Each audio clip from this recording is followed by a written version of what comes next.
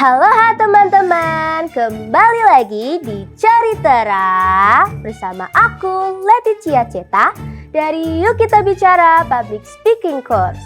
Teman-teman, apa kabarnya hari ini? Semoga semuanya baik-baik aja ya. Nah, teman-teman, hari ini aku bakal cerita tentang kolam ikan ajaib. Tapi sebelum mulai, aku mau nanya dulu nih, teman-teman, ada nggak di sini yang suka lihat ikan mas? Ada kan? Cantik-cantik ya ikannya. Cerita ini aku bikin sendiri loh, khusus untuk kalian. Makanya duduk yang manis ya. Di suatu gunung yang tinggi, terdapat desa yang pemandangannya sangat asri dan memukau. Di sana hiduplah seorang anak laki-laki bernama Askara. Askara senang sekali bermain bola, terlebih lagi di sore hari usai pulang sekolah. Sore ini entah mengapa Askara lebih bersemangat dari biasanya. Saking semangatnya, bola yang ia tendang terpental jauh sampai ke dalam hutan di belakang taman. Widih, kepental jauh dah tuh bola, komentar salah satu temannya. Merasa bertanggung jawab, Askara bergegas memasuki hutan. Askara memasuki hutan sembari menerka-nerka. Di mana ya bola itu jatuh maupun tersangkut. Setelah 3 menit mencari-cari, ditemukannya bola itu di dekat semak belukar. Askara bergegas mengambil bola itu dan beranjak kembali ke taman. Namun, ada suatu percikan cahaya yang membuat matanya tertegun seketika. Cahaya itu datang dari sinar matahari yang membias di sebuah kolam kecil. Bagaimana ia bisa memalingkan wajahnya kalau saja tempat itu sangat indah dan dikelilingi dengan pohon-pohon yang asri dan memukaukan mata. Saking indahnya, Askara sampai salah fokus ketika teman-temannya mencoba memanggil dirinya tak sabar. "Askara, udah belum sih? Lama amat." "Iya nih, Askara." Askara sadar kalau teman-temannya memanggil dirinya. Lalu dia mundur perlahan dan pergi meninggalkan tempat itu. Singkat cerita, saat makan malam di rumah, Askara menceritakan tempat indah itu kepada neneknya. Lalu nenek bercerita kembali. "Askara, apa kamu tahu nak, kata penduduk desa, kolam yang kamu lihat itu adalah kolam ikan ajaib." "Wah, benarkah nek, kolam ajaib?" "Iya, jika kamu mengucapkan mantra, akan ada ikan mas yang sisiknya sangat cantik. Dia bisa mengabulkan permohonanmu." Percakapan itu pun terus berlanjut. Namun Askara tak percaya. Lalu ia melupakan kolam itu. Beberapa hari setelah itu, Askara tidak mau bermain bola. Ia sedih karena mendapat nilai yang jelek di sekolah. Ia takut kalau ibunya mengetahui itu dan akhirnya menegurnya karena tidak fokus belajar. Saat melamun di jendela, Askara teringat akan kolam ajaib yang ia temui kemarin. Sebuah ide nakal akhirnya muncul di benaknya. Askara berlari menuju dapur untuk menemui nenek.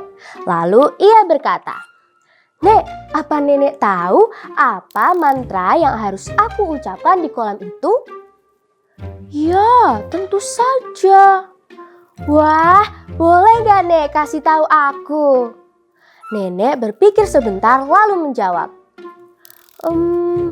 "Atma Matsya, lalu diulangi 3 kali." "Wah, Atma Matsya ya nek? Wah, kalau begitu aku pergi ke taman dulu ya sebentar, mau main." Mendengar pernyataan Askara, nenek hanya mengiyakan. Askara berlari menuju taman dan menerobos hutan.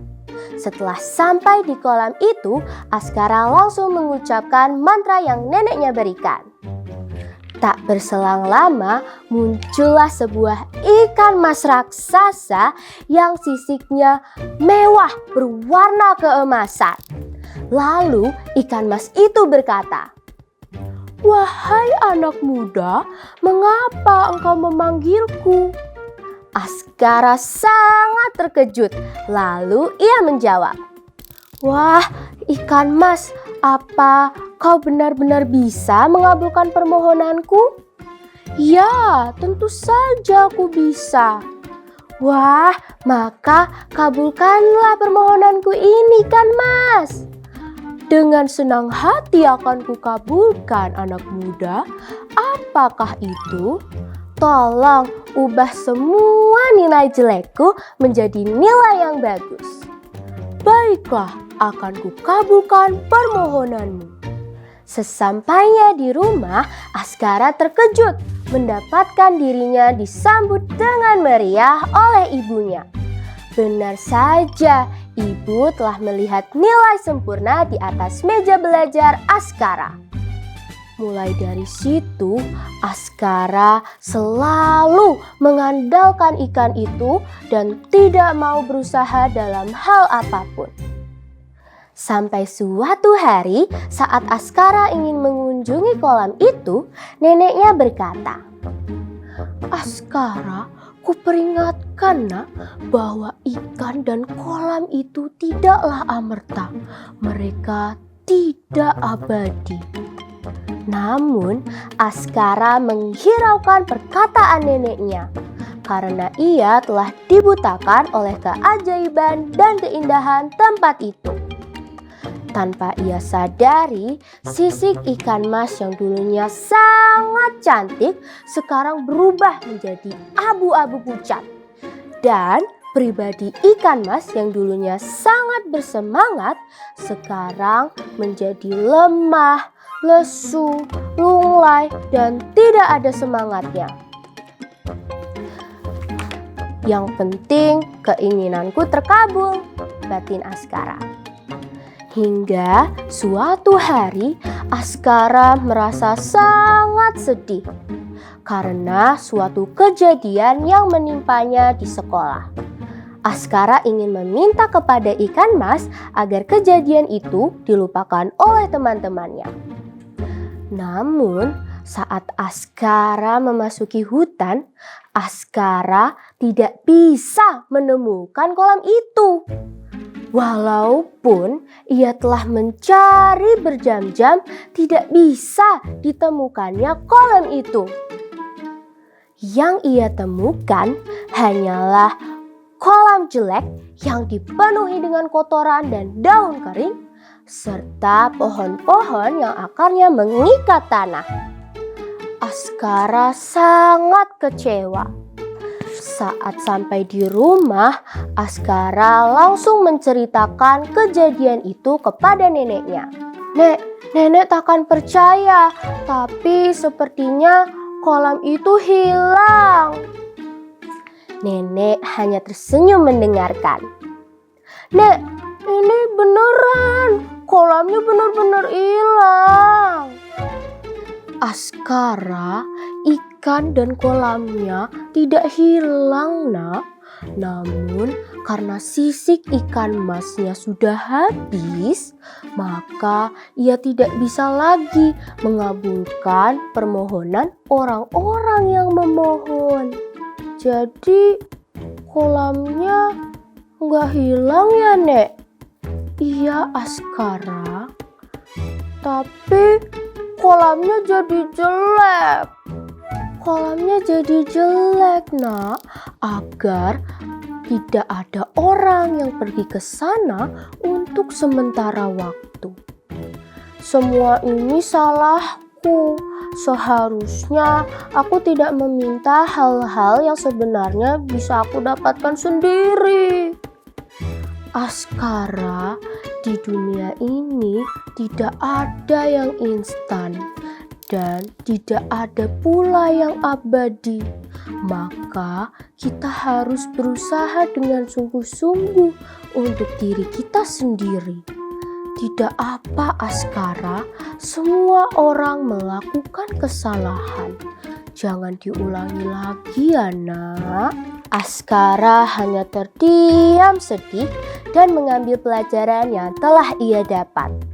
Ia berjanji agar ia tidak menjadi pribadi yang egois dan akan berusaha dengan sungguh-sungguh untuk dirinya sendiri. Tamat. Nah teman-teman, ceritanya udah selesai. Moral yang dapat kita ambil dari cerita ini adalah kita tidak boleh terlalu bergantung kepada orang lain.